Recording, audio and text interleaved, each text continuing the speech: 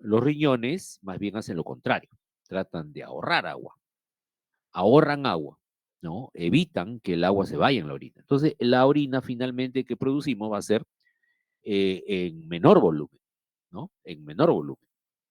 Una orina escasa. Y ustedes se han dado cuenta, ¿no? Cuando están deshidratados, la orina que sale, aparte que es escasa, es de un color, ¿no? Un color como té cargado, ¿no? Es más oscura porque tiene menor cantidad de agua. Es una orina más concentrada. Entonces, de esa manera, al concentrar o diluir la orina, lo que hacen los riñones es regular la cantidad de agua que nosotros debemos tener en el organismo. La idea es mantener la cantidad de agua que corresponde a nuestro cuerpo, ¿no? Ni más ni menos, ¿no? Y eso mismo ocurre con las demás sustancias. Ocurre con todos los electrolitos, ocurre con el sodio, el potasio, el cloro, el magnesio, etcétera, etcétera, etcétera. Siempre los riñones están vigilando, ¿no? Si alguno de ellos está en exceso, lo elimina. Y si alguno está en déficit, lo ahorra, ¿no? ¿Ok? Eso ya iremos viendo poco a poco gracias a la acción de diversas hormonas que actúan sobre los riñones, ¿ya? Otra función de los riñones es retirar productos metabólicos de desecho de la sangre. Constantemente nuestras células están elaborando productos de desecho, ¿no? Producto del mismo metabolismo, ¿no? Del organismo. Así, por ejemplo, tenemos la urea, el ácido úrico, la creatinina, son sustancias que constantemente están siendo producidas por nuestras células, pero que son sustancias de desecho, que ya no le sirven al organismo. Entonces tienen que ser eliminadas, ¿no? Porque si no se eliminan, ¿qué pasaría? Estas sustancias se acumulan en la sangre y esto traería consecuencias tóxicas para nuestro cuerpo. Entonces no pueden acumularse, tienen que ser eliminadas. Y la vía de eliminación es la orina. ¿Ok? Sustancias extrañas también se eliminan en la orina. Por ejemplo, si tú estás tomando medicamentos, ¿no? Si estás tomando medicamentos, estos medicamentos actúan en el cuerpo y después de haber actuado se tienen que eliminar porque son moléculas extrañas, no se pueden quedar en el cuerpo. Y la vía de eliminación básicamente es a través de la orina, ¿no? También otra función de los riñones es regular la presión arterial, ¿no? Regular la presión arterial. ¿Cómo lo logra? Lo logra produciendo una hormona que se conoce con el nombre de renina, ¿ya? La renina se produce a nivel de las células yuxtaglomerulares, que ya lo vamos a revisar. Las células yuxtaglomerulares que se ubican en el tubo contorneado distal está en contacto directo con una zona que se conoce como la mácula densa. La mácula densa que está en la arteriola aferente. La mácula densa funciona como un sensor, ¿no? Como un sensor que constantemente está controlando diversos parámetros de la sangre, ¿no? Como por ejemplo en este caso la presión arterial. Cuando hay una baja de presión, la mácula densa se percata de ello y avisa a las células yuxtaglomerulares para que ellas puedan producir renina. Y la renina activa un sistema muy conocido que se conoce como el sistema renina-angiotensina-aldosterona, ¿no? Seguramente ustedes han escuchado hablar de este sistema. Entonces, ¿qué ocurre? El sistema renina-angiotensina-aldosterona activa, activa dos cosas. Primero, la reabsorción de sodio por parte de la aldosterona y la vasoconstricción por parte de la angiotensina 2. Esos mecanismos permiten elevar la presión arterial. Elevan la presión arterial cuando ésta se encuentra disminuida. Entonces, básicamente, la activación de este sistema renina-angiotensina se da cuando hay una baja de presión. Una baja de presión. ¿Ya? ¿Ok? Entonces, aparte de la renina, también hay otras sustancias vasoactivas. Ya vamos a verlo, la acetilcolina, la bradiquinina, el óxido nítrico, etcétera, etcétera, que son producidas por las células mesangiales. Las células mesangiales del riñón que se localizan entre las células yuxtaglomerulares y la mácula densa, ¿no? Eso ya lo vamos a ver. Estas sustancias vasoactivas básicamente se encargan de provocar vasodilatación o vasoconstricción de la arteriola aferente y de la arteriola eferente para regular la cantidad de sangre que llega a los glomérulos renales. ¿Ya? Otra función de los riñones, ¿cuál es? Secreción de la 1,25 dihidroxivitamina D3, que es la forma activa de la vitamina D. Nosotros podemos consumir vitamina D, ¿no? ¿Para qué? La vitamina D básicamente se encarga de fijar el calcio en los huesos. Esa es su principal función, ¿no? Entonces, una persona, por ejemplo, que ya se encuentra en la tercera edad, sobre todo mujeres, después de la menopausia, al ya perder los estrógenos, ya no producen estrógenos, entonces los huesos se comienzan a desmineralizar, desmineralizar, pierden calcio. Entonces, se les recomienda siempre a las, sobre todo a las mujeres, ¿no? Que tomen su calcio después de la menopausia para evitar la osteoporosis, ¿no?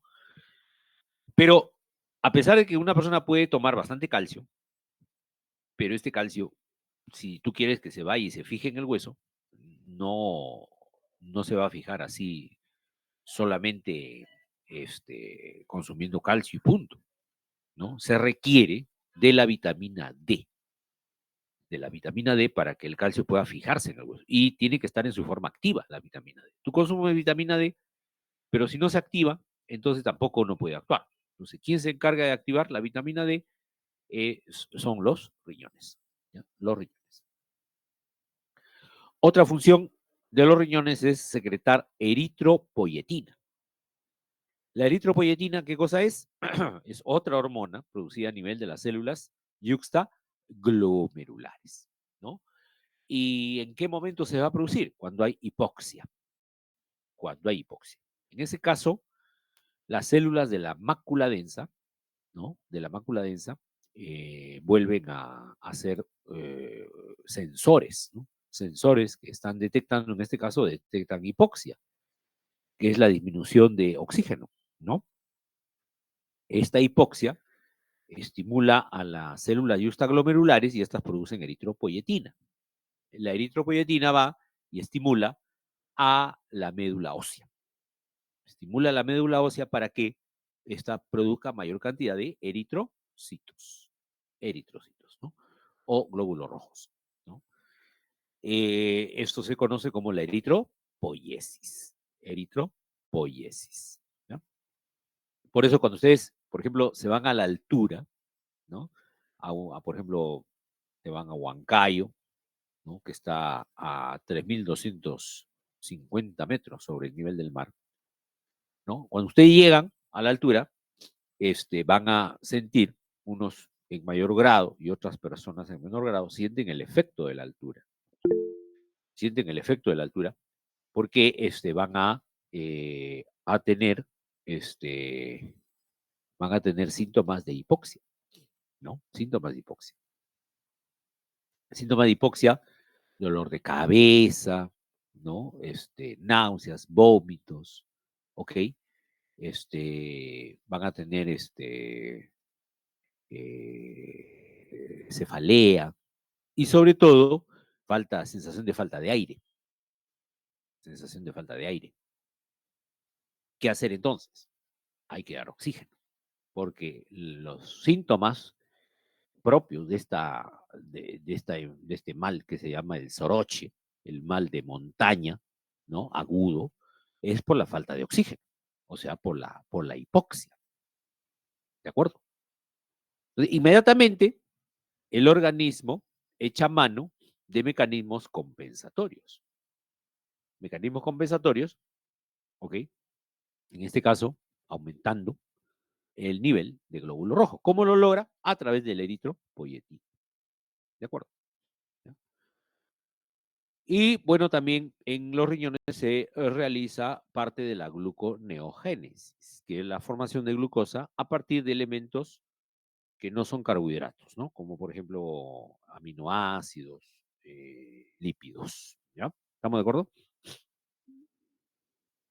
Ok. Bueno, un detalle a recordar también importantísimo es que del gasto cardíaco que sale del corazón, el gasto cardíaco, no olviden que es la cantidad de sangre que bombea el corazón por minuto, ¿no?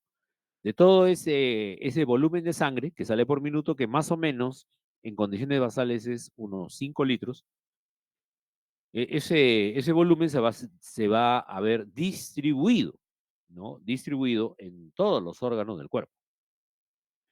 Riñones, corazón, hígado, cerebro. Por ejemplo, los riñones, mire, entre ambos riñones más o menos pesan 300 gramos, 300 gramos.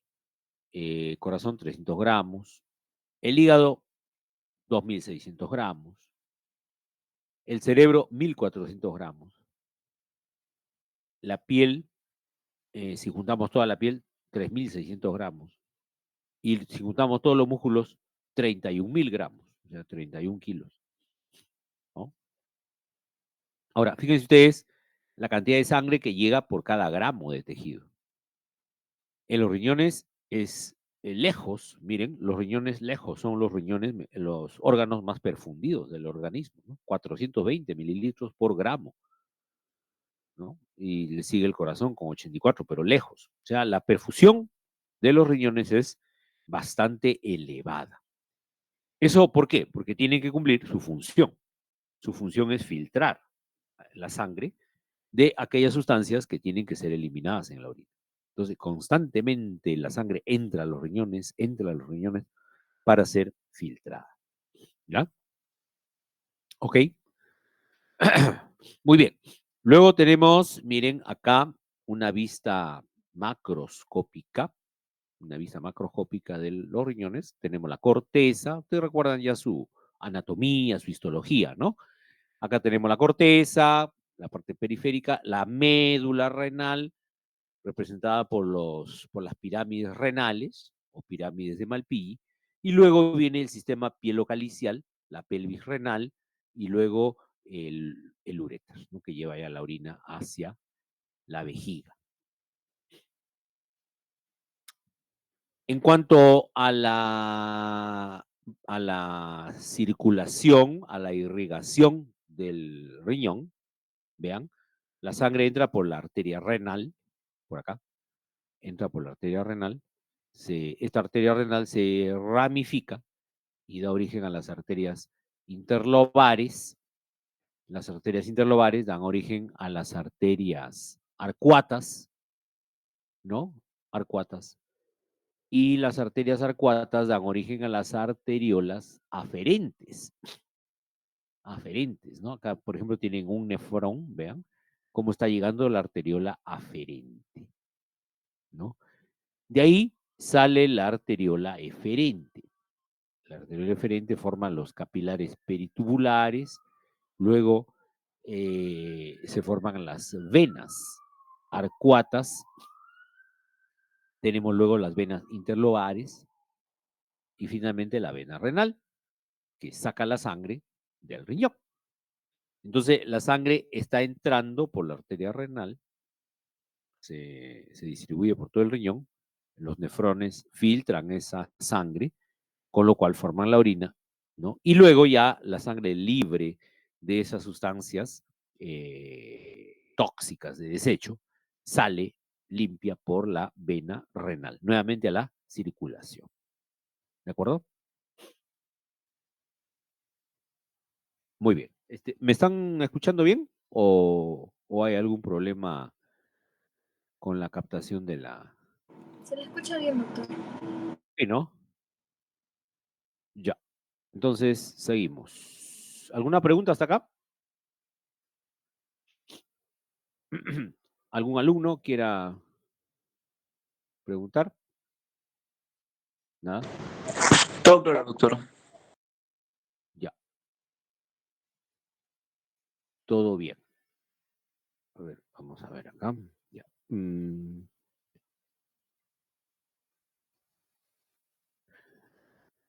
Bien, ¿en qué parte del riñón se forma la orina? La orina se forma exclusivamente en el interior de los nefrones, El nefrón está considerado como la unidad anatómica y funcional del riñón. ¿Ya? Acá tenemos en esta diapositiva, tenemos un esquema del nefrón y sus partes, ¿no?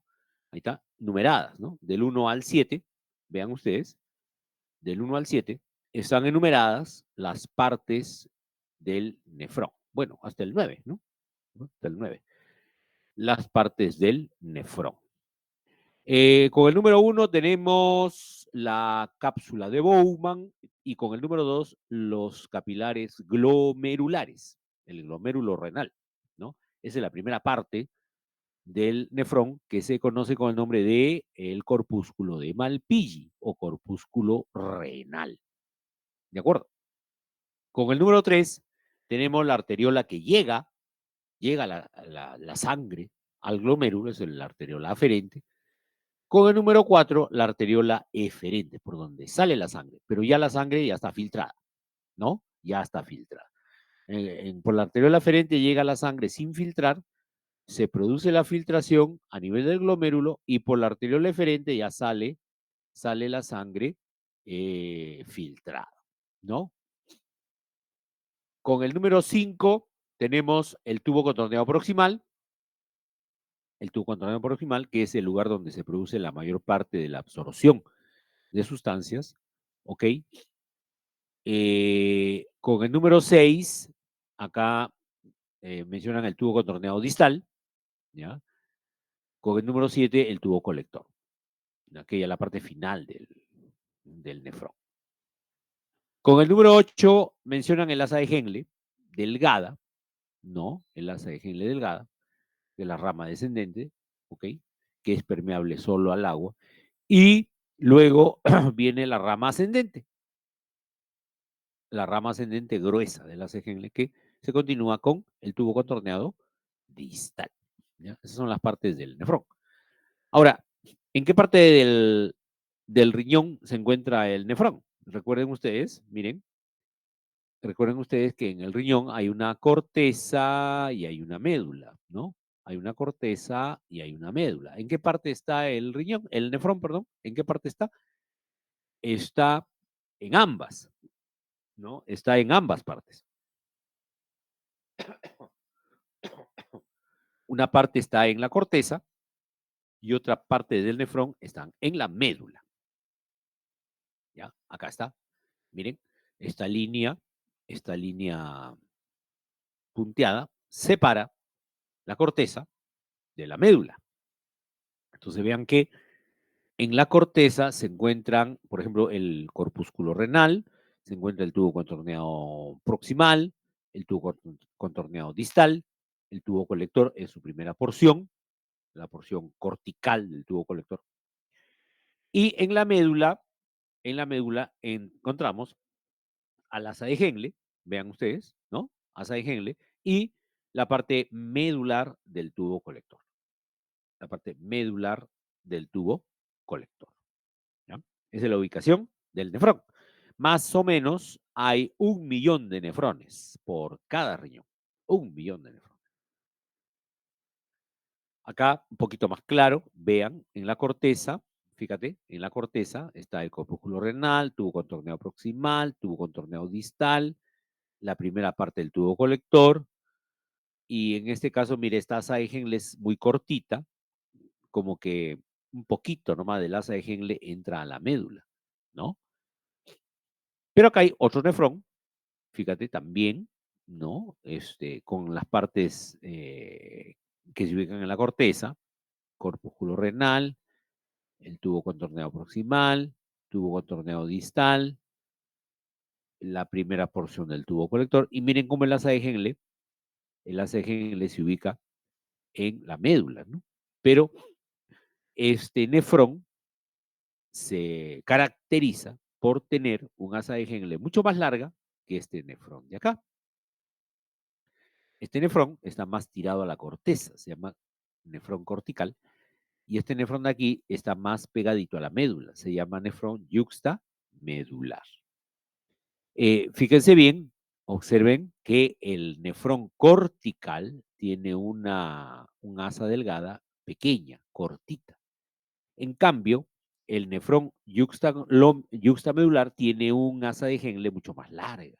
Vean, ¿no? Fíjate, su asa de Henle es mucho más larga, mucho más larga. Y esto, ¿qué tiene que, cuál es digamos, el objetivo de esto? ¿No? El objetivo de esto es que entre más larga sea el asa de Henle, más concentra la orina, más concentra la orina. ¿No? Si yo tengo un asa de Henle delgada, cortita, no va a concentrar bien la orina, pero un asa de Henle larga, sí, concentra mejor la orina.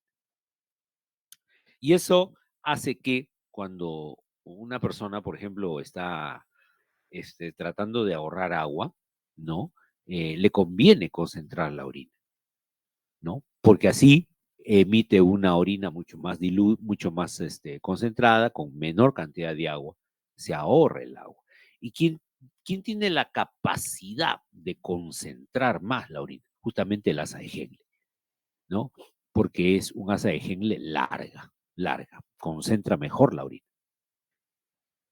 En este caso, nosotros en nuestros riñones tenemos ambos tipos de nefrones. Tenemos nefrones corticales y nefrones yuxtamedulares. Más o menos se calcula que un 85% de nuestros nefrones son corticales y un 15% son yuxtamedulares. Entonces, como no tenemos, como no tenemos muchos nefrones yuxtamedulares, entonces eso quiere decir que los riñones del ser humano no tienen la capacidad de concentrar mucho la orina, ¿no? No concentramos mucho la orina. Por eso que nosotros dependemos del agua, ¿no? Todos los días tenemos que estar tomando agua, ¿no? Tomando agua, porque no concentramos mucho la orina, entonces se pierde mucha agua en la orina. Más o menos se calcula que nosotros eliminamos, miccionamos un aproximado de 1,5 litros al día, ¿no? 1,5 litros a 2 litros al día de orina, ¿no?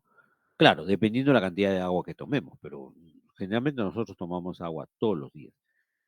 En cambio, hay otras especies animales, por ejemplo, animales del desierto, ¿no? El camello, por ejemplo, ¿no? El camello se caracteriza porque sus riñones, dentro de sus riñones hay gran cantidad de nefrones yuxtamedulares. Tiene gran cantidad de nefrones mucho más que el ser humano. Entonces, el camello tiene la capacidad de concentrar mejor la orina.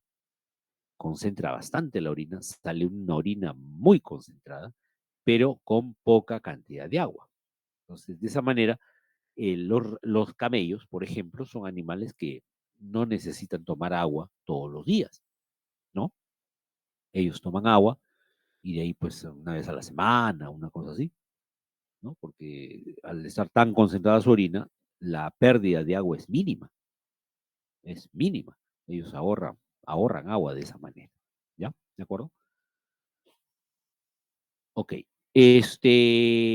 Paralelamente a las asas de Henle, tenemos estos vasos rectilíneos.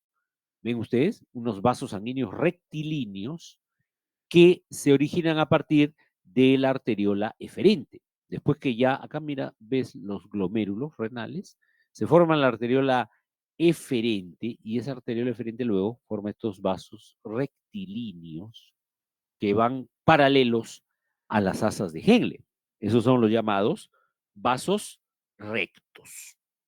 Son los llamados vasos rectos. Y estos vasos rectos van a estar siempre en relación con las asas de Henle, ¿no? De tal manera que entre las asas de Henle y los vasos rectos siempre van a haber intercambio de sustancias.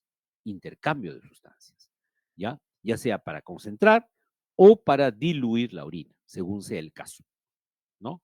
Por ejemplo, en la parte inicial del asa de Henle, que es la parte de la rama delgada, descendente, esta rama delgada o descendente solamente reabsorbe agua. Solamente reabsorbe agua, no reabsorbe ningún otro elemento. Ningún otro elemento. En cambio, la rama ascendente del asa de Henle, ahí sí se reabsorben solutos, sodio, potasio, etcétera, ¿no? Pero ya no se reabsorbe agua. Ya no se reabsorbe. Esa es la gran diferencia entre la rama descendente delgada y la rama ascendente gruesa del asa de Henle. No, no olvidarse. La rama descendente solamente se reabsorbe agua y no solutos. En la rama ascendente es al revés, se reabsorben solutos, pero ya no se reabsorbe agua. ¿Ok? Entonces, echemos una miradita, mira, echemos una miradita acá. Tenemos, por ejemplo, el tubo, primero el corpúsculo renal. Acá sacamos un pedacito del glomérulo, capilar glomerular, y vemos que su pared presenta agujeros, poros, ¿no? Poros o fenestras. Y luego viene la célula que cubre a estas células endoteliales, que es el podocito. Este es el podocito, que emite, como usted puede ver, el podocito es como un pulpo, ¿no? Tiene una serie de prolongaciones. Y también que se llaman los pies del podocito. Y entre los pies del podocito puede pasar las sustancias. Primero vence acá la resistencia de la célula endotelial, entra la sustancia entre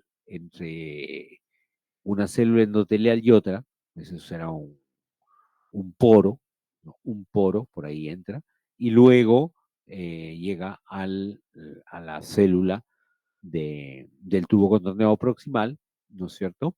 Y de ahí se va a la sangre, ¿de acuerdo? ¿Ya? Bueno, entonces, por la gran cantidad de mitocondrias que tienen las células del tubo contorneado proximal, por eso que realizan una gran actividad, en este lugar es donde se produce la mayor parte de la reabsorción de agua, glucosa, aminoácidos, etcétera, etcétera, etcétera. Que ya lo vamos a ir viendo poco a poco, ¿no? Entonces, para aumentar la superficie de absorción, las células del epitelio del tubo contorneado proximal tienen estas prolongaciones de su membrana que se conocen con el nombre de microvellosidades. Microvellosidades. La finalidad de tener microvellosidades es aumentar la superficie de absorción. Aumentar la superficie de absorción, ¿ya? Porque como acá le digo, en el tubo contorneado proximal es donde se produce la mayor parte de toda la reabsorción tubular, ¿ya? Luego tenemos el asa de Henle que tiene unas células aplanadas, ya no tienen microvellosidades, fíjate, ya no tienen prácticamente mitocondrias, son unas células delgadas, sí, para que dejen pasar ciertas sustancias, ¿no? Ciertas sustancias pueden pasar por ese epitelio tan delgado que tiene las ángeles. Por ejemplo, en el tubo torneado proximal dejan pasar agua, ¿no es cierto? Dejan pasar agua, se reabsorbe agua. En el tubo colector hay células también cúbicas, más o menos, ya no tienen microvellosidades, ya prácticamente no tienen ninguna sustancia que sintetizar o producir. Pero sí, a nivel del tubo colector, por ejemplo, encontramos unos receptores para el agua. Unos receptores para el agua que se conocen como las acuaporinas. Acuaporinas. Y estas acuaporinas son elementos que se van a activar, ¿no? Que se van a activar en los riñones siempre y cuando haya un mensaje por parte del organismo. ¿De qué manera? Por ejemplo, cuando una persona tiene sed, ¿por qué una persona puede tener sed? ¿O cuándo aparece el reflejo de la sed? Bueno, cuando ustedes toman poca agua. Ustedes tienen poca agua, hacen actividad física, no sé, y les va a dar sed, ¿no es cierto? Porque la sed es un aviso que los riñones han enviado al hipotálamo. Le dicen, oye, se está quedando sin agua, haz algo, ¿no? Entonces el hipotálamo dice, caramba, ya voy a activar, ¿no? Voy a activar la producción de hormonas que van a producir a su vez una reabsorción de agua, ¿no? Y a la cabeza está la hormona antidiurética, o ADH, o vasopresina, que viene y actúa a nivel, perdón, que viene y actúa a nivel del tubo colector, tubo contorneado distal también, ¿no? Ahí existen unos receptores. Hay unos receptores, ¿no? Para la hormona antidiurética y luego interactúan y se produce a la aquaporina que sale hacia la membrana, a la membrana del tubo colector y del tubo contorneado distal. La función de las aquaporinas es reabsorber agua. O sea, entre más producción de hormona antidiurética haya, mayor será la cantidad de aquaporinas que se expresan en la membrana y mayor será la cantidad de agua que se reabsorbe. De esa manera, el volumen urinario disminuye. Si se trata, por ejemplo, entonces de una persona que está deshidratada, aumenta la osmolaridad de la sangre. Ese aumento de la osmolaridad de la sangre es captado por sensores, ¿no? Que son los osmoreceptores. Los osmoreceptores captan la osmolaridad de la sangre, del plasma, y le están informando de esto al hipotálamo. Le dicen, oye, la osmolaridad ha aumentado. Entonces, esta persona tiene que tomar líquido. Entonces, ¿qué hacen los, en este caso, el organismo? ¿Qué hace? Activa el reflejo de la sed. Hay un centro de la sed en el hipotálamo. Se activa el centro de la sed y la persona va a querer tener la necesidad de ingerir líquido, ¿no? Para que el riñón pueda cumplir esta función que ya dijimos al inicio de la clase, una función de equilibrar la cantidad de agua, electrolitos que hay en el medio interno, ¿no? ¿Alguna pregunta hasta aquí?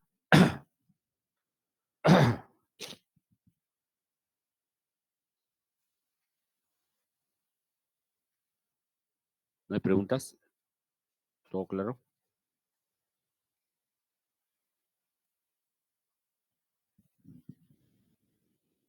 Jorge, ¿vamos bien o no? Sí, doctor, todo bien. Ya, seguimos. Pero un ratito, permítanme. Vamos a pasar ahora a lo que es vamos a pasar ahora a lo que es ya el proceso de formación de la orina, netamente. Denme un minutito, por favor, Jorge, ya, un minutito, ya, ahorita vengo.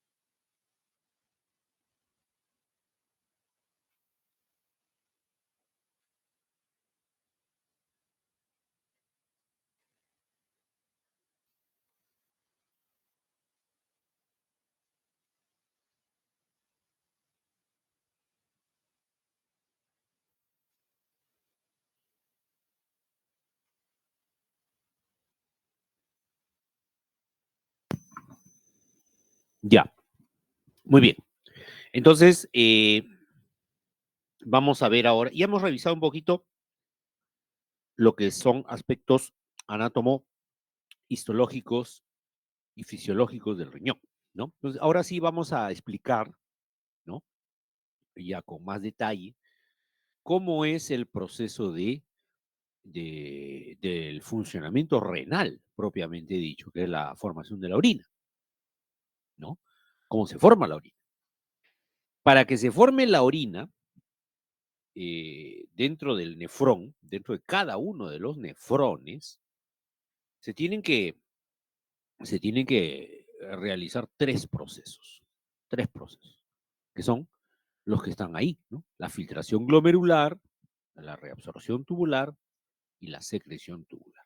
¿Ya? ¿En qué consiste cada uno de ellos? La filtración glomerular consiste en el pasaje de plasma de los capilares glomerulares hacia el interior del nefrón, a nivel de la cápsula de Bowman, ¿no? A nivel de la cápsula de Bowman. Ahí es donde se filtran las sustancias. Ahora se filtra plasma. Ojo, se filtra plasma.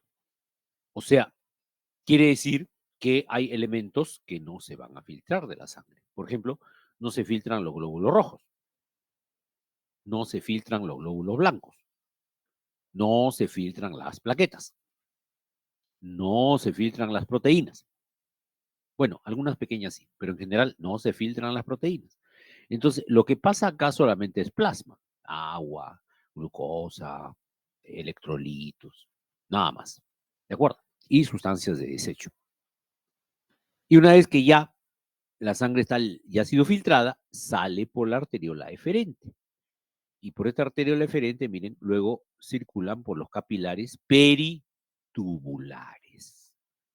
Capilares peritubulares, que son capilares que van a localizarse de manera paralela al túbulo renal, de manera paralela. Y entre ellos, mira, entre el túbulo renal y los capilares peritubulares se van a realizar los otros dos procesos en la formación de la orina, que es la reabsorción tubular y la secreción tubular. La reabsorción tubular consiste en el pasaje de sustancias, ¿no? Del interior que ya han sido filtradas previamente, ¿eh? Ya han sido filtradas previamente, y luego van a pasar del interior del nefrón hacia los capilares peritubulares, o sea, hacia la sangre. Se recupera. Entonces, estas sustancias que se reabsorben ya no van a ser eliminadas en la orina. Ya no, porque están regresándose hacia la sangre. ¿De acuerdo?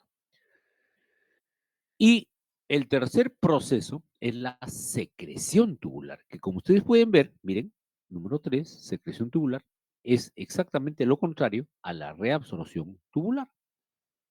Mientras que la reabsorción tubular es el pasaje de sustancias del interior del nefrón, del túbulo renal, hacia la sangre, la secreción tubular es lo contrario. Es el pasaje de sustancias del interior de la sangre hacia el interior del nefrón. ¿Para qué? Para que sean directamente eliminadas en la orina.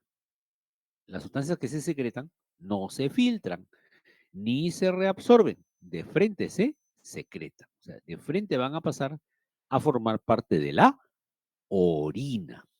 De la orina. ¿De acuerdo? Muy bien. Recordemos también el aparato yuxtaglomerular. Les dije, el aparato yuxtaglomerular se localiza acá entre la bifurcación de la arteriola aferente y eferente, acá encima, se localiza el tubo contorneado distal que está pasando por ahí.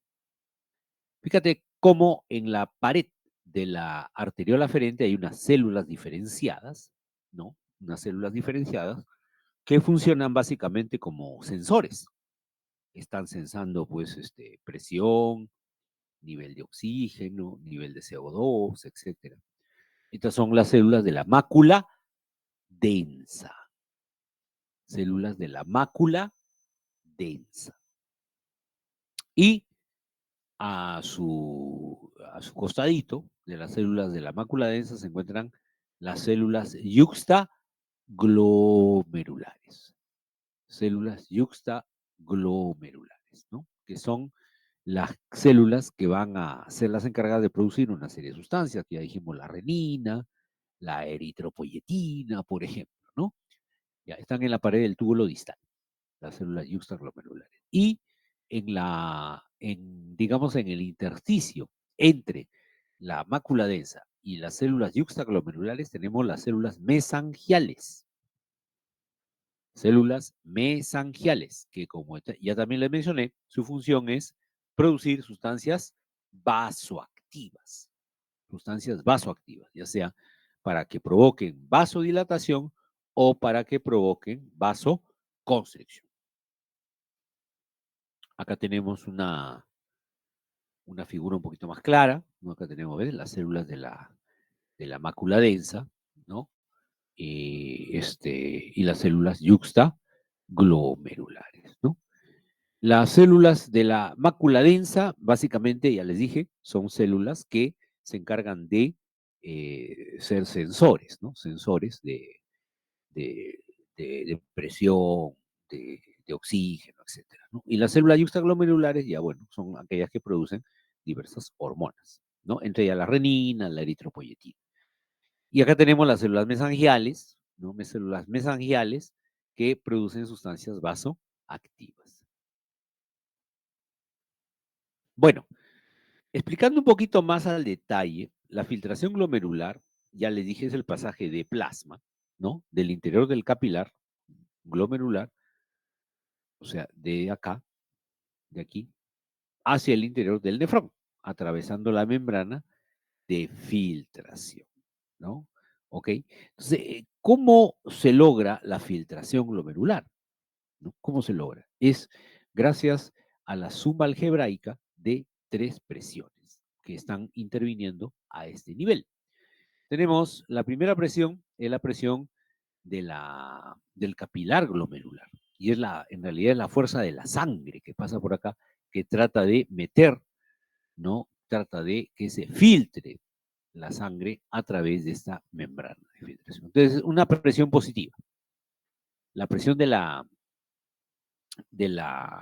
capilar glomerular es una presión positiva.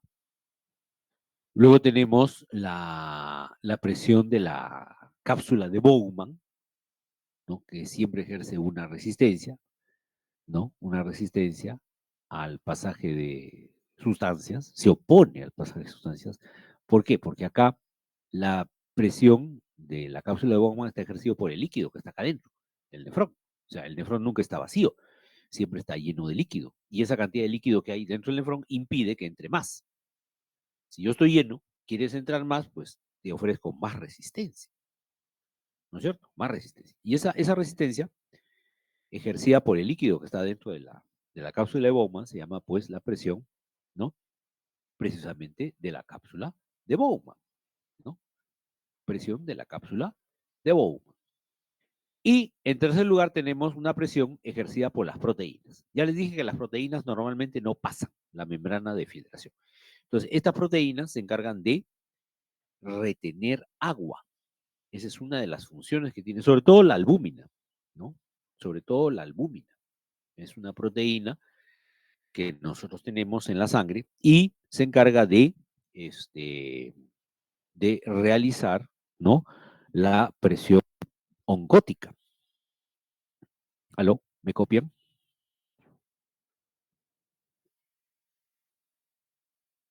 Me parece que se fue la señal, ¿o no? Ahí. Muy bien, seguimos entonces, seguimos. Decía entonces que la cápsula de Bowman, ¿no?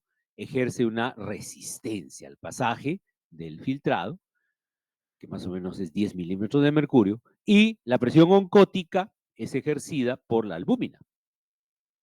La albúmina, que trata de retener agua a nivel de estos capilares glomerulares. Ya, más o menos es 30 milímetros de mercurio. Y la presión del capilar glomerular más o menos es 50. 50. Entonces tenemos que con una presión de 50 entra la sangre acá al nefrón, ¿no? Pero tenemos que restarle las otras dos presiones. La presión de la cápsula de Bowman, que es 10, y la presión oncótica, que es 30. Entonces, 10 más 30 sería 40. Habría que restar 40 milímetros de mercurio de la presión del capilar, que es 50. 50 menos 40, 10. Y esos 10 milímetros de mercurio se conocen como la presión neta de filtración. Presión neta de filtración es igual a la presión del capilar glomerular menos la presión de la cápsula de Bowman más la presión oncótica. ¿Ya? Más o menos, esa presión neta, les digo, es 10 milímetros de mercurio. Ahora, esta filtración glomerular es un proceso constante, permanente, que se realiza en los riñones. Pero como ustedes ya saben, durante todo el día, el nivel de presión arterial fluctúa bastante, ¿no? Entonces puede ser de que en un momento, por ejemplo, baje un poco, en otro momento suba un poco. Entonces, ¿qué hacen los riñones? Frente a una variación de la presión arterial, los riñones tienen la capacidad de autorregularse. Autorregularse. ¿Qué significa eso? Que la filtración glomerular se va a mantener más o menos constante, a pesar que puede haber alguna variación importante en el valor de la presión arterial. ¿Ya? Entonces, los riñones tratan de autorregularse.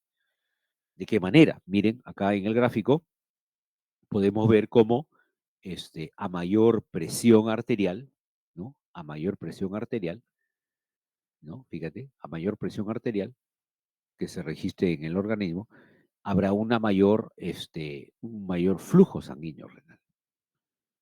Mayor flujo sanguíneo renal paralelo a la presión arterial. Llega un momento en que por sí ya más o menos a los 80 milímetros de mercurio, ya esto ya no es directamente proporcional. Mira, a pesar que, digamos, la presión está aumentando, fíjate, como de 80 sube a 90, 120, 160, llega casi a 180. ¿No? Entonces, pero miren cómo la presión ya no aumenta mucho el flujo sanguíneo renal y por ende ya la producción de orina se va a mantener constante, constante, a pesar que puede haber variaciones de la presión arterial. Esta propiedad que tienen los riñones de mantener constante la producción de su orina se llama autorregulación renal. Autorregulación renal. Pero esta autorregulación tiene sus límites, ¿no? Por ejemplo, en el caso de los riñones del ser humano, fíjate, el límite inferior sería más o menos 80 milímetros de mercurio y el nivel máximo sería 180. O sea, quiere decir que entre 80 y 180, si la presión de una persona está entre 80 y 180, los riñones van a autorregularse en lo que se refiere a la formación de la orina. Pero ¿qué pasa? ¿Qué pasa si la presión sube demasiado? Más de 180, 200, ya, bueno, se pierde la autorregulación.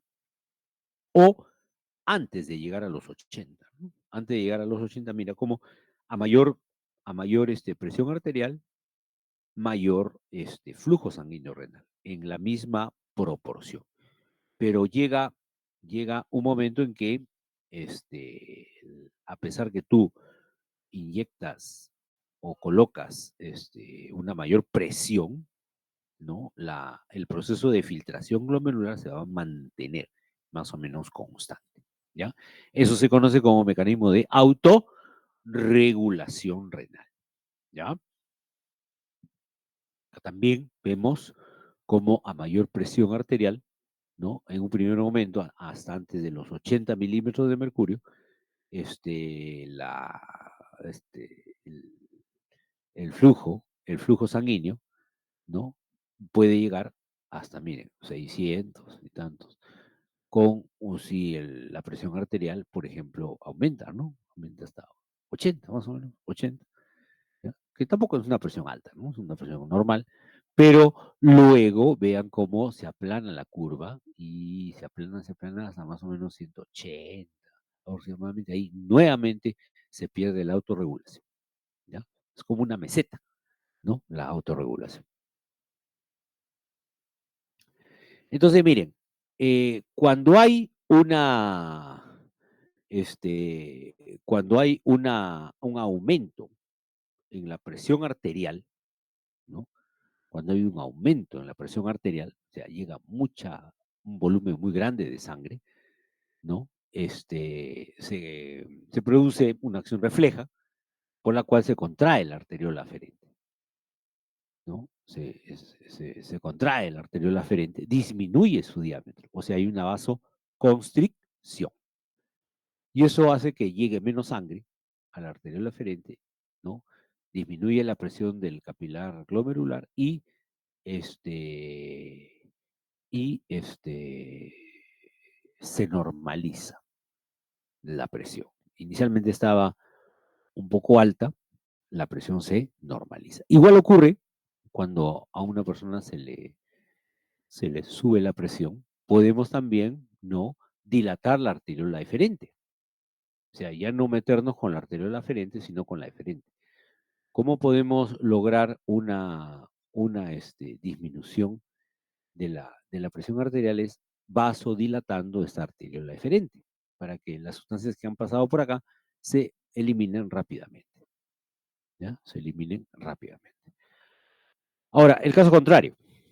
Caso contrario. ¿Qué pasaría si una persona está hipotensa? Hipotensa, ha perdido mucho líquido, mucha sangre, ya está casi en el shock hipovolémico. Entonces, ¿qué hace los riñones? Van a tratar de ahorrar más agua. ¿Cómo así? Mira, va a haber una contracción de la arteriola eferente. ¿Para qué? Para que no salga mucha sangre, se retenga acá la sangre y aumente la tasa de filtración glomerular, ¿no? El otro mecanismo no es con la arteriola eferente, sino con la aferente. Vean ustedes qué pasa con la arteriola aferente. ¿Están viendo aquí? Fíjate cómo se ensancha, ¿no? Cómo se ensancha, cómo se delimita, ¿no? La arteriola aferente. Ok, en este caso, ¿no? En este caso hay una vasodilatación de la arteriola aferente. ¿Con qué finalidad? Con la finalidad de que llegue la sangre, ¿no? Llegue la sangre y esta sangre pueda, a pesar que es escasa, pueda llegar a perfundir algún, pueda perfundir y de esa manera, al dilatar la arteria aferente, entra más sangre hacia el capilar glomerular y por ende la tasa de filtración glomerular también va a aumentar. ¿Se acuerdan que les dije que hay sustancias vasoactivas que produce también el aparato de glomerular? Claro, tenemos las células mesangiales. ¿Se acuerdan de las células mesangiales? Les dije que estas células iban a producir una serie de sustancias vasoactivas, tanto vasoconstrictores como vasodilatadores, ¿no? Por ejemplo, ahí tenemos que todos tienen efecto, la norepinefrina, la angiotensina 1, la endotelina, el tromboxano, todos estos, todas estas sustancias van a actuar, ¿no? Van a actuar, fíjate, tanto en la arteriola aferente como en la arteriola eferente, con más o menos con la misma función, salvo acá la angiotensina 1, que han puesto 0, ¿no? No se entiende bien, porque luego tiene dos cruces. Dos cruces. Entonces, definitivamente hay un incremento en la talla, ¿no? Incremento, perdón, en la acción que tiene la angiotensina 1 sobre la arteriola eferente, ¿no? Sobre la arteriola eferente. Otras sustancias son vasodilatadoras, ¿no? Por ejemplo, acá tenemos la acetilcolina, el óxido nítrico, la dopamina, prostaglandina E, la prostaglandina I, la bradiquinina. ¿no? Estos vasodilatadores actúan también, miren, tanto a nivel de la arteriola aferente como eferente.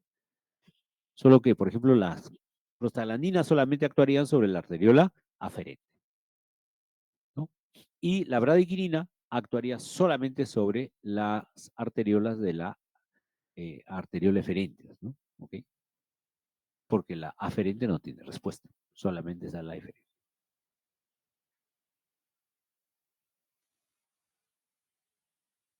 ¿Preguntas hasta acá?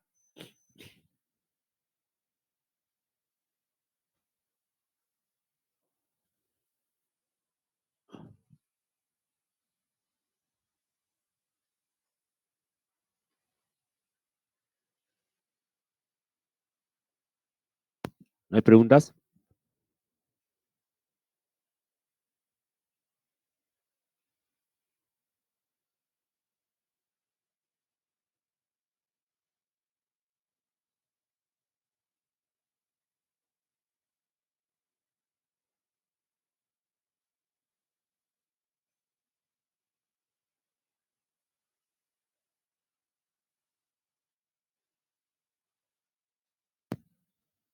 Bueno, seguimos.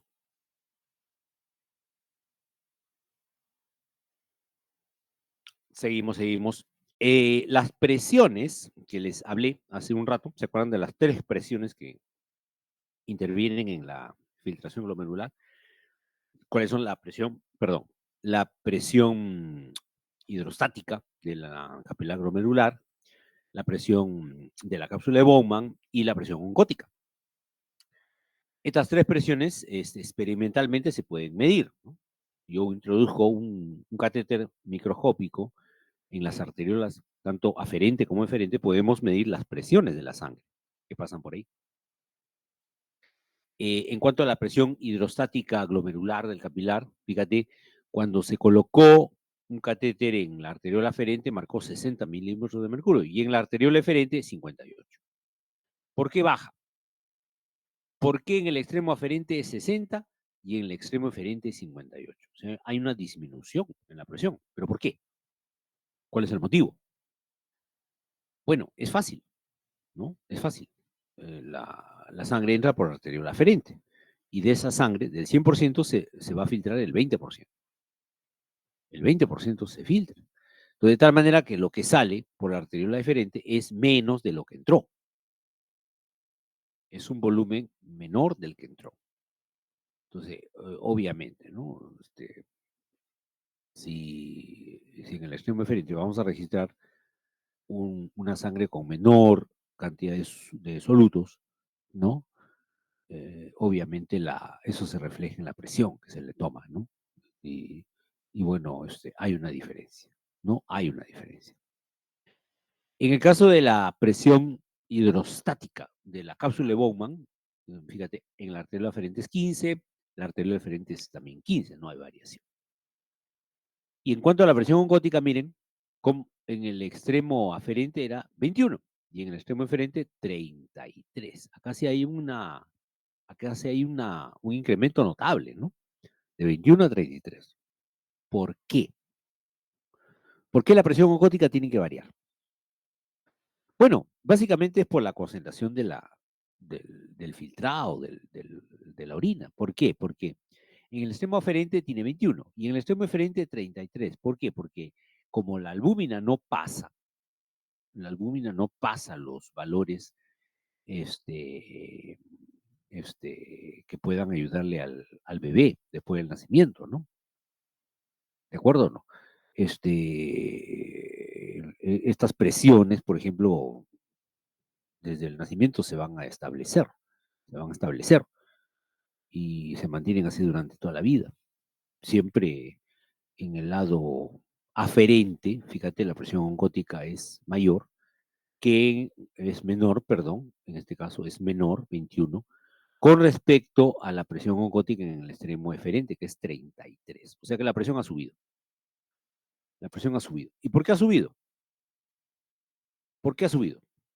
Porque las proteínas que estaban acá, en el extremo aferente, no pueden filtrarse y se van a quedar. tal cual, hasta el extremo eferente. Pero lo que sí se filtra es el plasma.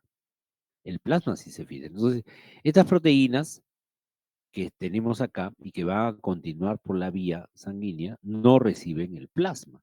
Y al no recibir el plasma, entonces prácticamente la presión que ellas registran es solamente la presión basal. La presión basal. Ahora, en el extremo eferente, ahí sí, la presión aumentó. ¿Por qué?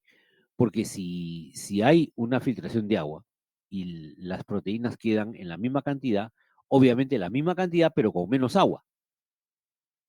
La misma cantidad de proteínas, pero con menos agua. Entonces está más concentrada esa orina en cuestión de proteínas. Y ejercen una presión oncótica más efectiva. Más efectiva. ¿Ya? Este es un modelo experimental que se ha hecho en perros, donde hemos medido, ¿no? Mediante un catéter intra colocado a nivel de la arteriola aferente y otro en la arteriola eferente, se ha podido medir las presiones a cada nivel. Por ejemplo, en el extremo aferente tenemos presión glomerular capilar de 60 y en el extremo eferente 58, ¿no? 58. Ha bajado como le digo, por la cantidad que se filtró. La presión de la cápsula de Bowman sí no varía, siempre es 15. Y la presión oncótica ha aumentado. ¿Por qué? Porque las proteínas, ya les dije, que están acá en el extremo aferente de la cápsula, esta, esta cantidad digamos, de plasma que contiene albúmina es relativamente abundante, pero cuando ya pasan al extremo eferente, por la reabsorción de agua que se da en el tubo coronado proximal, el ACG le queda con mayor cantidad de agua. Pero ahí se van a reabsorber solutos. Pero la cosa es de que al reabsorber solutos y recibir aporte de agua, entonces se va a producir una sobrehidratación. Una sobrehidratación. Entonces, acá finalmente para hallar la presión neta de filtración sería a estos 60 restarle la suma de 21 más 15, ¿no? Y la respuesta es 24. 24 milímetros de mercurio.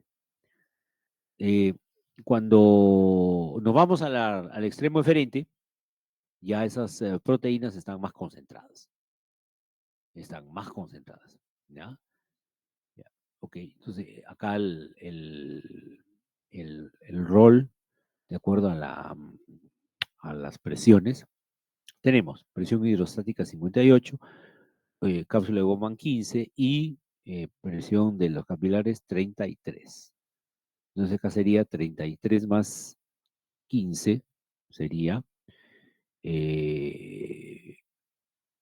48, ¿no? 48. Y la presión en la cápsula de Bowman es 58. Entonces, a esos 58 le resto 48.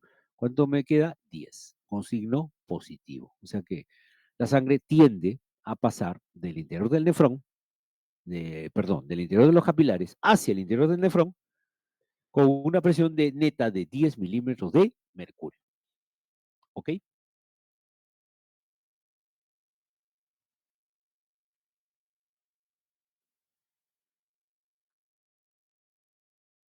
Acá tenemos, ya con un poquito más de detalle, el proceso de filtración glomerular. Por acá tenemos el espacio vascular, o sea, el capilar glomerular, y por acá el espacio de Bowman.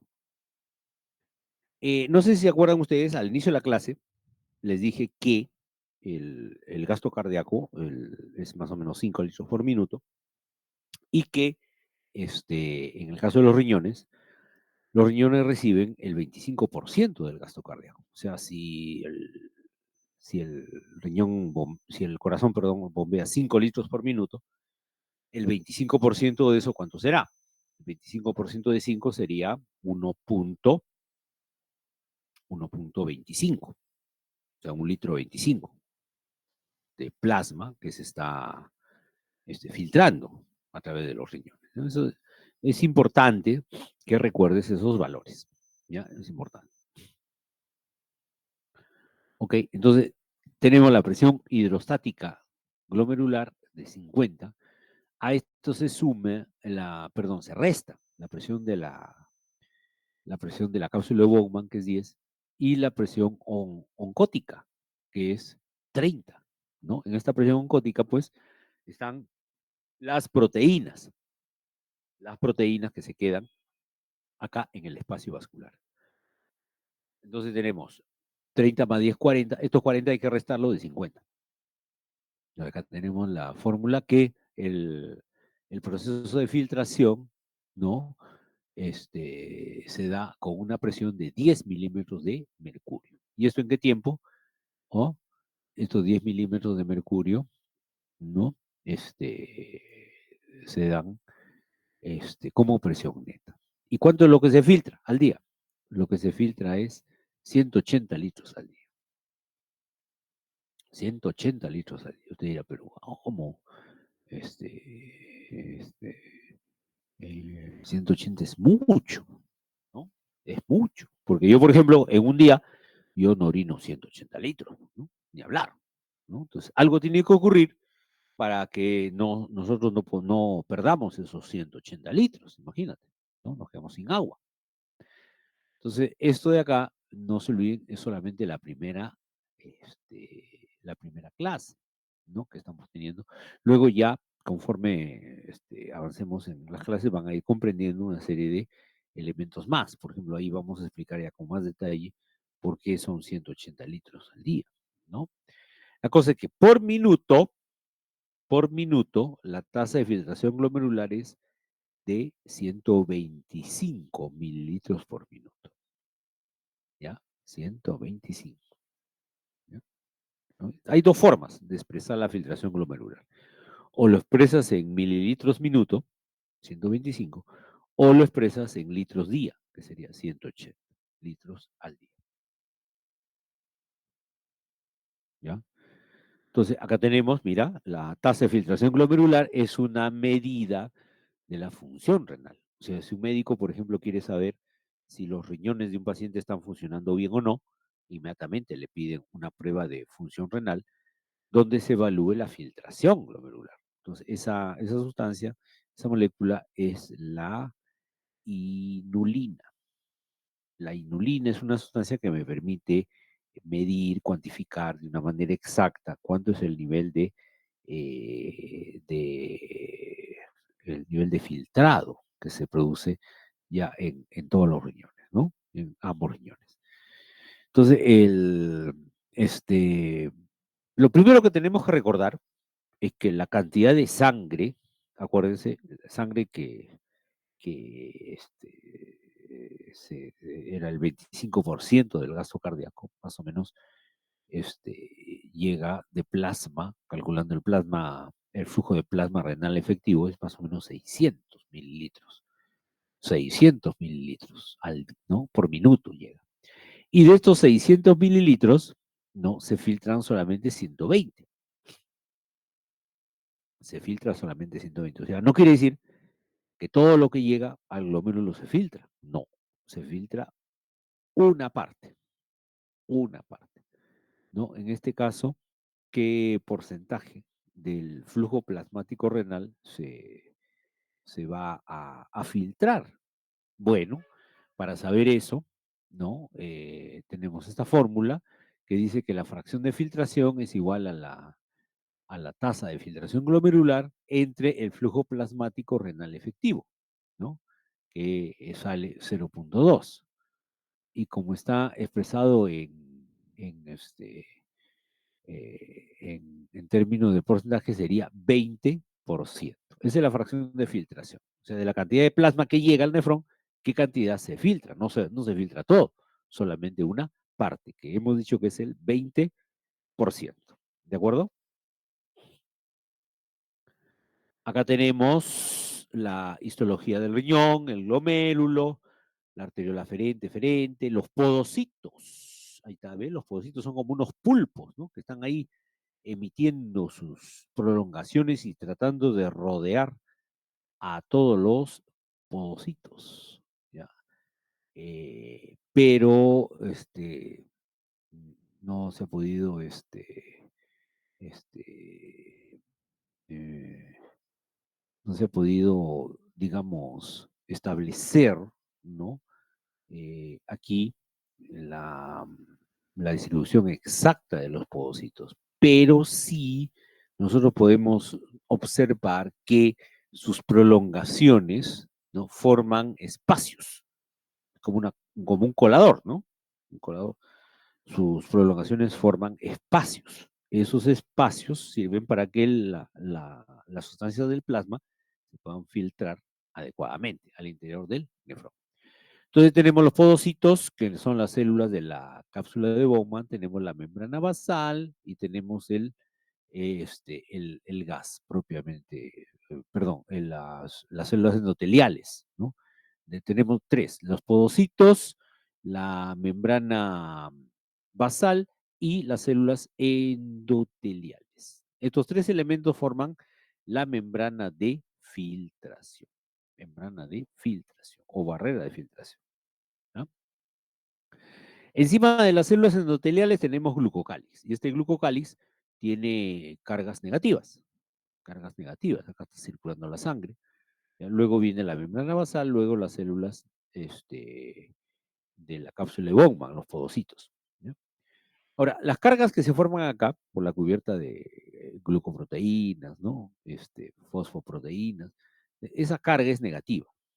Esa carga es negativa. Entonces, por ejemplo, cuando una sustancia, una molécula, también con carga negativa, quiere entrar a la célula para poder saludar, ¿no? Para poder realizar alguna función, ¿no? Entonces, estas no van a poder porque tienen carga negativa. La carga negativa con la carga negativa se repelen. Pero si tuviera carga positiva, ahí sí. Si tuviera una carga positiva, entonces ahí puede dar paso, ¿no? El glucocálix de la membrana de la pared interna del endotelio pueden eh, corroborar que estas moléculas van a pasar básicamente cuando tienen carga positiva y no negativa. Si tuvieran carga negativa, son repelidas. Son repelidas. ¿Ya? Acá lo mismo, vean ustedes, las células endoteliales que dejan unos poros, por ahí se filtra la sustancia. Y también entre los pies del podocito también se establecen zonas de estrechamiento, ¿no? ¿Ok? Nuevamente aquí, las células endoteliales cargadas con glucocálix, la membrana basal y los podocitos. Los podocitos. No, acá también los podocitos, miren cómo en realidad no están sueltos, ¿no? Los podocitos, sino que hay proteínas que que están haciendo las veces de un puente, ¿no? Un puente de información entre harinas, ¿no? Entre los podocitos, por ejemplo, que forman parte de los riñones, ¿no? La barrera de filtración glomerular está formada por las células endoteliales, la membrana basal y los podocitos. Notan que siempre hay una separación, ¿no? A nivel del endotelio, 70 Armstrongs, a nivel de los podocitos, 100 Armstrongs. Lo que ustedes tienen que recordar es que también otro factor que contribuye a la filtración glomerular es la forma de la molécula. Si la molécula tiene forma alargada, se va a favorecer su filtración. Pero si tiene forma redondeada, no. Más bien, no le conviene. Entonces, el glucocálix de las células endoteliales está formado por proteoglicanos y aloproteínas que le dan esa carga negativa propia de la membrana de filtración. Entonces, las moléculas que son negativas, pues realmente tienen dificultades para entrar, pero las positivas no. Las positivas no tienen mayor dificultad. También hay proteínas plasmáticas que se han quedado en el glomérulo, donde también estas proteínas tienen carga negativa, ¿no? Entonces, eso es con respecto al glucocáliz. La membrana basal también tiene una consistencia gel, 300 nanómetros de espesor, tiene galículo tipo 4, laminina, ¿no? Odígeno, bueno, etcétera, ¿no? Y básicamente es para mantener una fuerza mecánica determinada, ¿no? Y los podocitos son células epiteliales de la cápsula de Bowman tienen ácidos grasos sulfatados y glucoconjugados, ¿no? Los podocitos tienen esas prolongaciones, acuérdense, y entre las prolongaciones las fenestras o poros. Para la filtración, para que se realice la filtración glomerular, y hemos hablado de las presiones, ¿no? La presión hidrostática glomerular menos la tisular y menos la presión de la cápsula de bomba. Entonces, hay otros factores que contribuyen en la filtración de una sustancia, como es su peso. Entre más peso tenga una persona, se absorbe mejor. Se absorbe mejor, ¿no? La carga. Si tiene carga negativa o positiva, ¿influye? Claro que sí. Las cargas negativas se absorben mejor que las cargas positivas, ¿no? La forma de la molécula también influye, sí. Las moléculas deben tener una forma, si tienen forma alargada, van a pasar más fácilmente por la membrana de filtración, a que tengan una forma, digamos, redondeada, por ejemplo, ¿no? Entonces, si una proteína tiene un peso alto, por ejemplo, la inmunoglobulina G tiene un peso de 150 kilodalton y un radio de más de 55 Armstrongs, este, son excluidas, muy grande, muy pesada. Pero una proteína de bajo peso molecular, como el 40 kilodaltons y radios de 30 angstroms más pequeños, entonces no son excluidas, no son excluidas.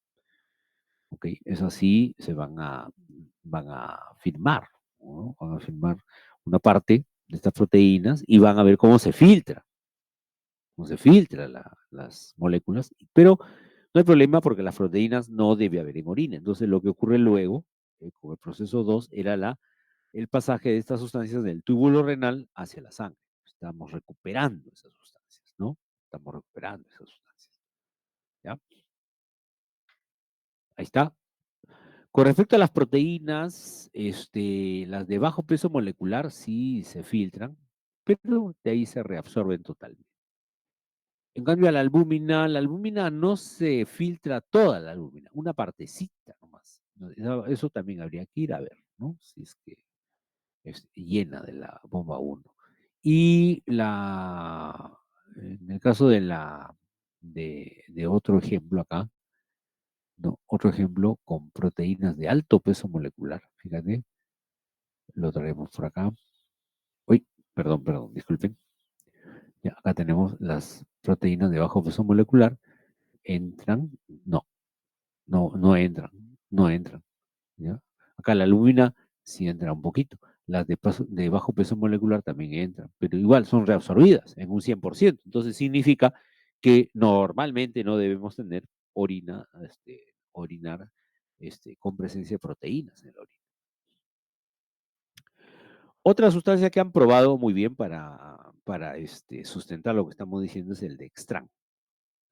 El dextrán es una molécula que tiene tres tipos de exámenes, ¿no? Con el dextrán se hacen básicamente tres tipos de exámenes, ¿no? Uno con el dextrán negativo, otro con el dextrán neutro y otro con el dextrán positivo. Esa es la ventaja del dextrán, que puede adquirir cargas de varios tipos, ¿no? ¿Ok? En este caso, si vemos el dextrán con signo positivo, ok, ese es el que mejor se filtra. Porque los otros dos, el que es intermedio y el dextrán carga negativa, no se van a absorber tan eficientemente, ¿no? Porque siempre hay una influencia de la carga, ¿no? Una influencia de la carga, definitivamente. Ahora, ¿qué sustancias se filtran libremente en el glomérulo? Sin necesidad de presiones ni tanta cosa. Sin mayor problemas en un riñón normal, pues el agua es el principal elemento que se filtra, ¿no? El agua. Después tenemos el sodio, el potasio, el cloro, bicarbonato, que también pasan fácilmente a la membrana. La glucosa, la urea, la creatinina, la insulina, ¿no? Son moléculas pequeñas. ¿Qué sustancias no se filtran o se filtran poco? ¿No? Las que se filtran poco son la beta 2 microglobulina, la alfa 2 microglobulina y la albúmina, ¿no? Y las moléculas que nunca se ríen, no se ríen para nada. Tenemos las inmunoglobulinas en sus 5 variedades, tenemos la ferritina y tenemos las células propiamente dichas, ¿no? Glóbulo rojo, glóbulo blanco. Igual, ¿no? Así como hemos calculado para el caso del agua, también lo podemos calcular para cada electrolito, por ejemplo, bicarbonato, 24 equivalentes por litro, ¿no? Por litro, ¿no? Entonces, acá se calcula, por ejemplo, con una regla de 3, ¿no? Estos 24 equivalentes por litro son, por decirte, para un minuto. Y en un día, ¿cuánto será la carga? Bueno, ok, vemos que la carga es importante, ¿no? Importante, de acuerdo a la diapositiva que nos ha compartido, en este caso, todas las sustancias que vemos acá, ¿no? Bicarbonato, calcio, fósforo, glucosa, urea, creatinina, ¿no? Que son sustancias que se filtran constantemente, ¿no? Constantemente, ¿no?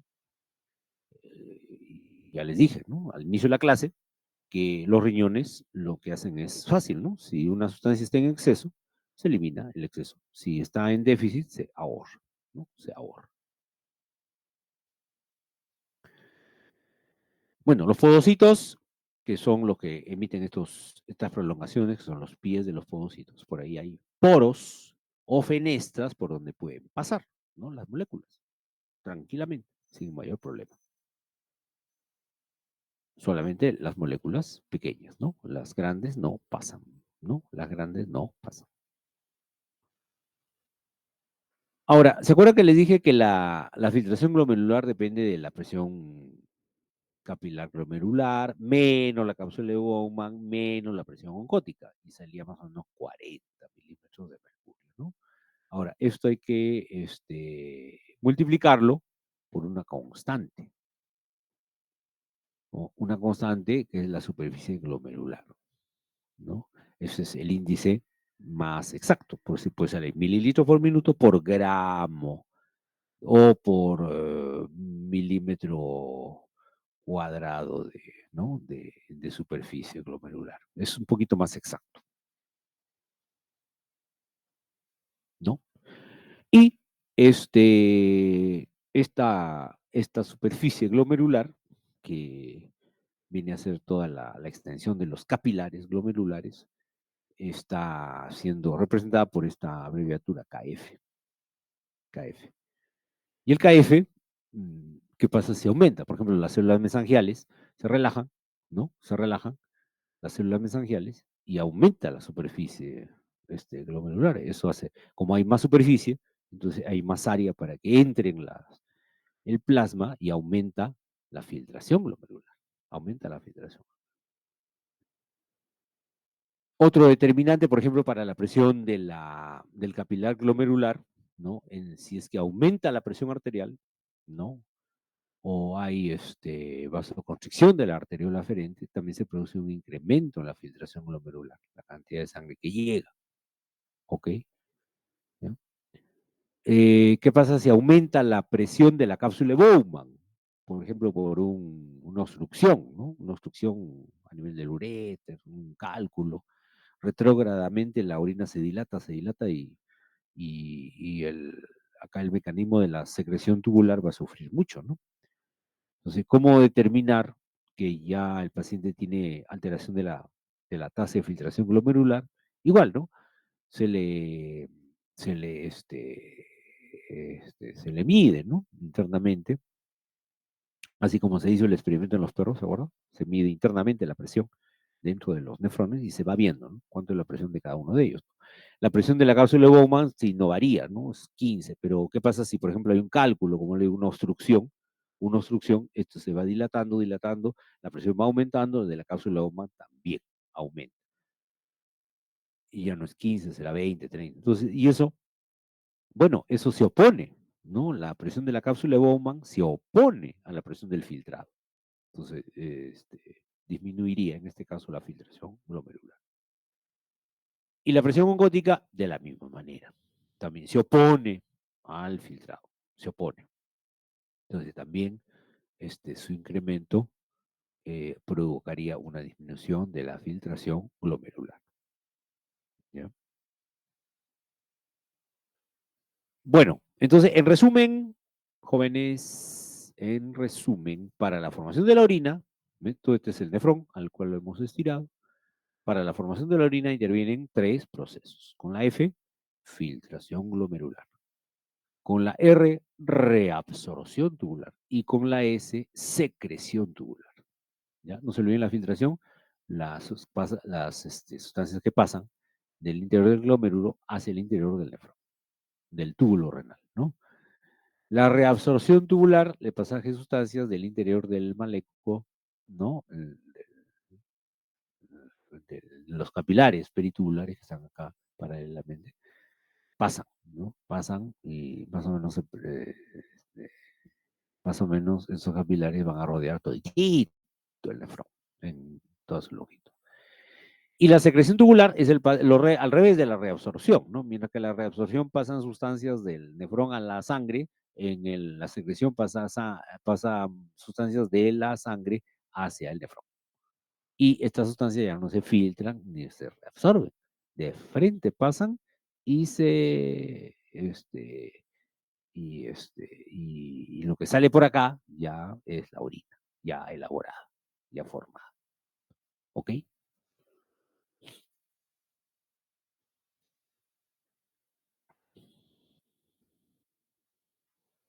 Bueno, preguntas.